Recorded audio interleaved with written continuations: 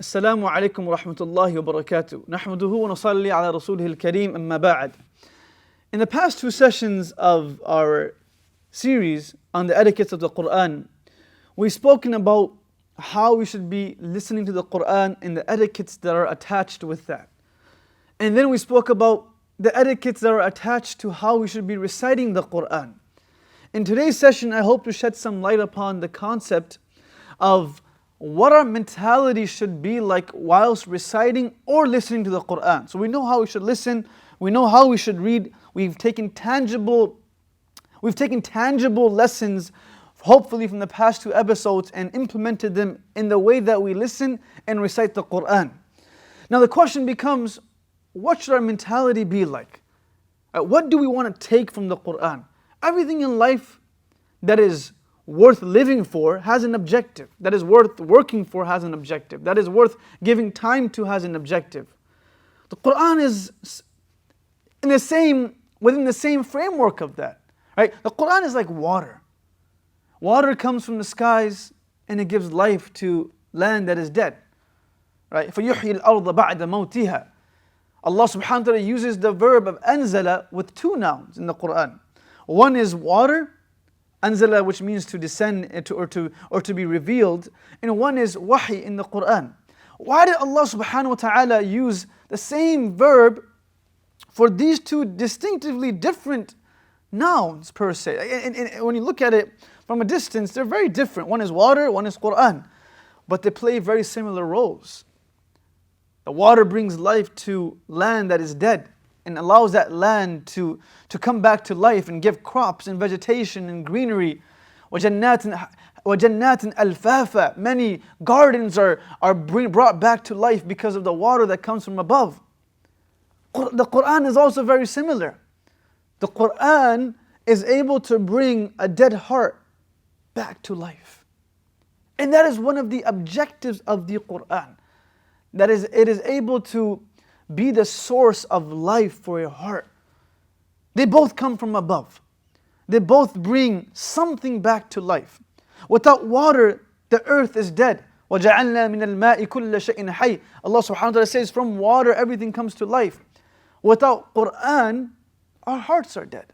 ثُمَّ قَاسَتْ قُلُوبُكُمْ. Right? Allah subhanahu wa ta'ala speaks about the concept of people's hearts becoming so hard due to the lack of conviction that they have in reciting the Qur'an, or due to the incorrect mentality that they should have while engaging with the Qur'an. What mentality should we possess when reciting the Qur'an, when listening to the Qur'an? And this is also part of the etiquettes of the Qur'an. The mentality that we should possess is, regardless if we understand the Qur'an or not, if we're able to translate the Qur'an or not, the objective from the Qur'an is that we can take lessons from it. We can bring our heart back to life. We can reflect upon the verses despite not being able to even understand them. It is not a condition that you must understand the Qur'an or I must understand the Qur'an for it to affect me, but rather the condition is I have that mentality, I am present-minded with that characteristic that when I sit in front of the Qur'an or when I listen to the Qur'an, I want to take an effect. I want to be affected. There are people that are blind people. One of our dear friends and a fellow scholar, Qali Nu'man from Milwaukee, his father passed away recently, and he was a man that when reciting the Qur'an, he was unable to see, right? So when he would recite the Qur'an, he would simply put his fingers on the lines of the Qur'an, and from that he would take and enjoy. He would just enjoy having his fingers run over the ayat of the Qur'an, and that would make him weep. Right? It's not about having to understand it; it's about wanting to be affected by it.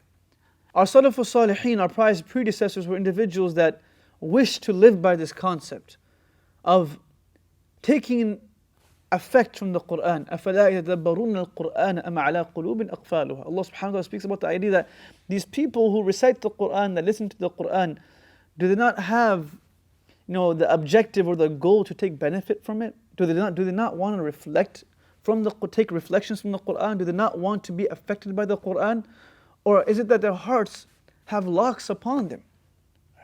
I'll just share a few quick incidents where our pious predecessors displayed this quality and how the Qur'an affected them. You know, it's not even about people that perhaps were even Muslims, even non-Muslims.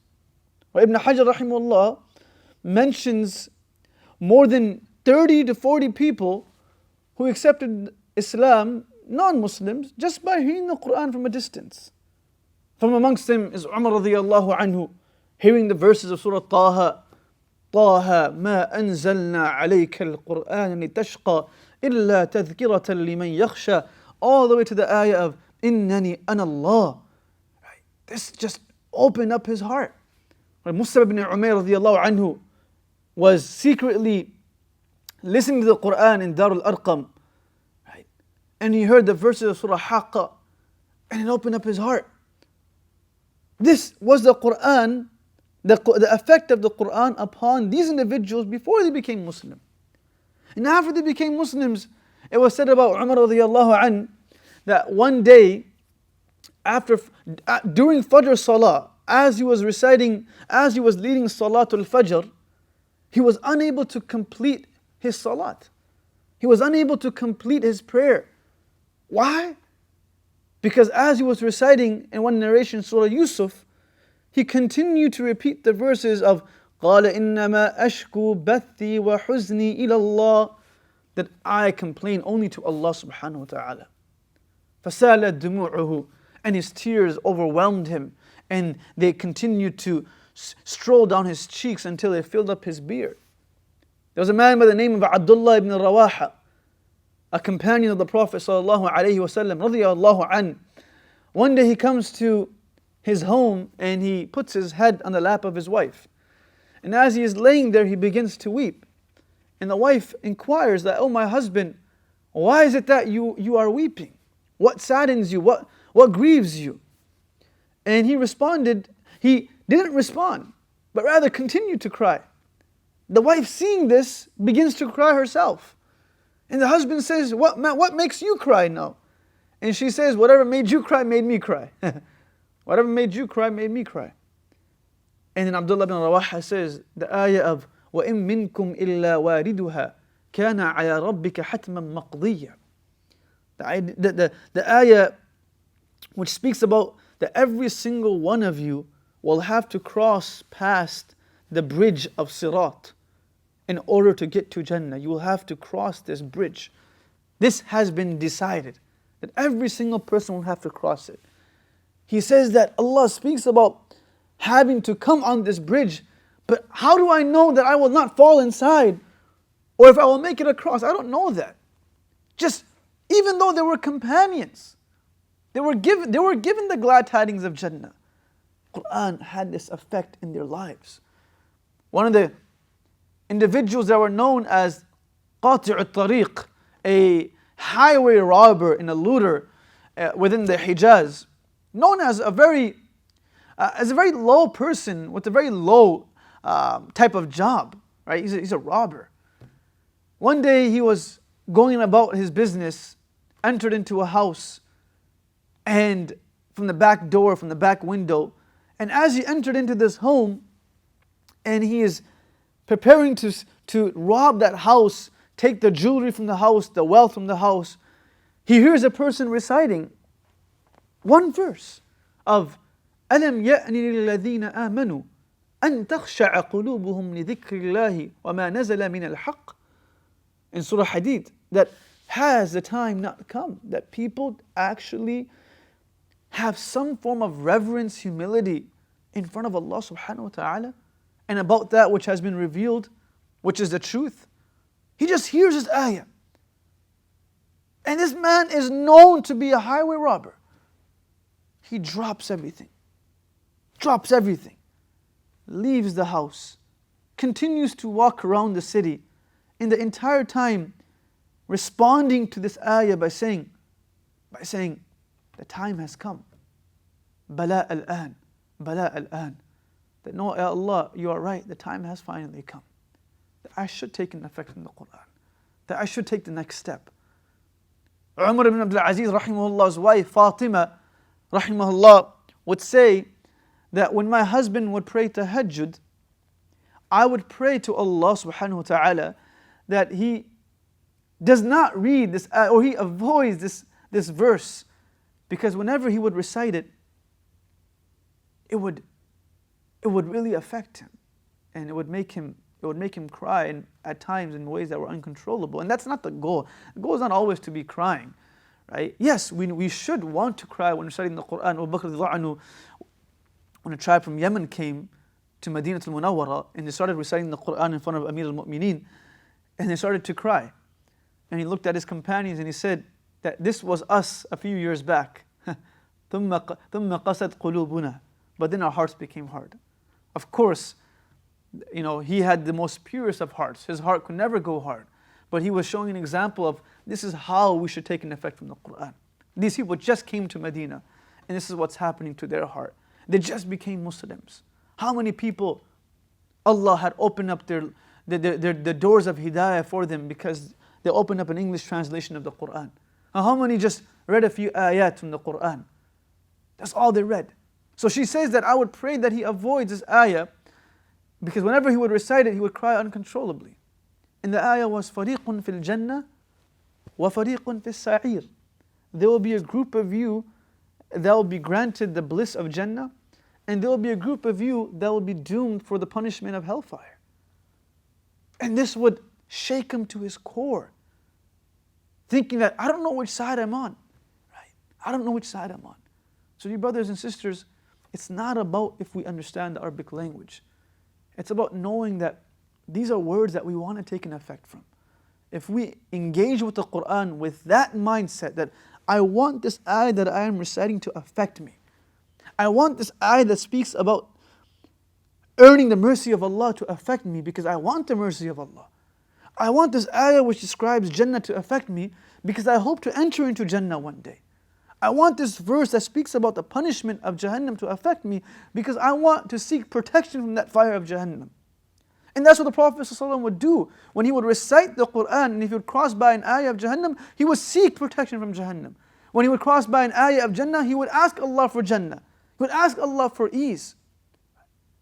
And this, the Prophet ﷺ himself would say that I have become old from surahs like Surah Hud and its Hud wa akhwatuha, Surah Hud and the surah similar to it, they've made me old because whenever I read them, it hits me and it gets to me, right?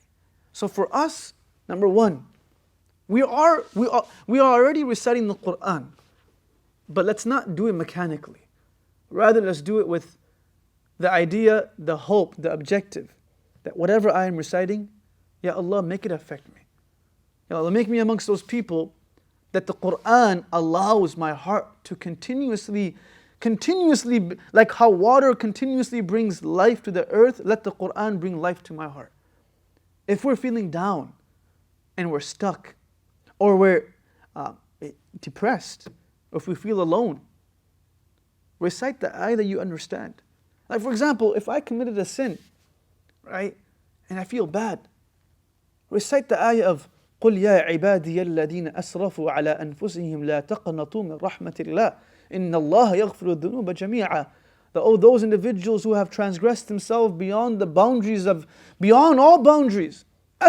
عَلَىٰ أَنفُسِهِمْ لَا تَقْنَطُوا مِنْ رَحْمَةِ اللَّهِ. Don't allow yourself to lose hope in the mercy of Allah subhanahu wa ta'ala, because He will forgive all of your sins. When we are feeling alone, recite the verses of وَإِذَا سَأَلَكَ عِبَادِي عَنِّي فَإِنِّي قَرِيبٌ. When they ask you, where is your Lord? Tell them, where is my Lord? Tell them my Lord is very close. Tell them my Lord is very close. When we finish an act of goodness and want it to be accepted, recite the dua of Ibrahim alayhi salam, رَبَّنَا تَقَبَّلْ مِنَّا إِنَّكَ أَنْتَ السَّمِيعُ الْعَلِيمُ. That, oh Allah, we built this house of yours, please accept it from us. If we feel like we are being affected through hasad or magic, recite the verses of Surah Falaq and Surah Nas. That this is taking effect from the Qur'an. knowing that these ayat can actually affect me beyond the surface level. This is more true than any pill that we take. That if a Tylenol can take my headache away, then reciting this can also take away something negative from my life. And that is a part and parcel of the etiquettes of reciting, listening, engaging at whatever level with the Qur'an that we wish, we hope to take an effect from it. It doesn't matter if we understand it or we don't understand it. There were many Sahabas that did not understand the Qur'an. Yes, it should be said that we should at least aim to want to understand it. We should open up translations. We should try to take classes in about learning Arabic and so on and so forth. But it's not an excuse for us if we don't understand it to say that I'm not affected by it. You know, I don't think at a personal level that I've seen anyone weep while reciting the Qur'an as much as an elderly man from the subcontinent region who did not understand the words he was reading. He did not know the meaning of a single word, but every single time he would recite Surah Yasin, he would cry. Every single time he would begin, Yasin wal Qur'an al Hakim, innaka lamin al mursaleen, he would cry. Didn't know Arabic. I know of a man like that. So it's a cop-out to say that because I don't understand it, I can't take that effect. But rather, hope to understand it, make plans to understand it. But from now, have the intention, ihtisaban, have the cognitive, goal that every single time that I engage with the Qur'an, I want to take an effect from it. Whether or not I can see it right away, or perhaps I may not be able to see it, that's my objective from the Qur'an. And it will bring back life to my heart. It will bring back life to my house. It will bring back the flame within my marriage. It will bring back the flame within me and my children. It will bring back love within me and my parents. This water that gives life to everything around us, we can't live without it, right?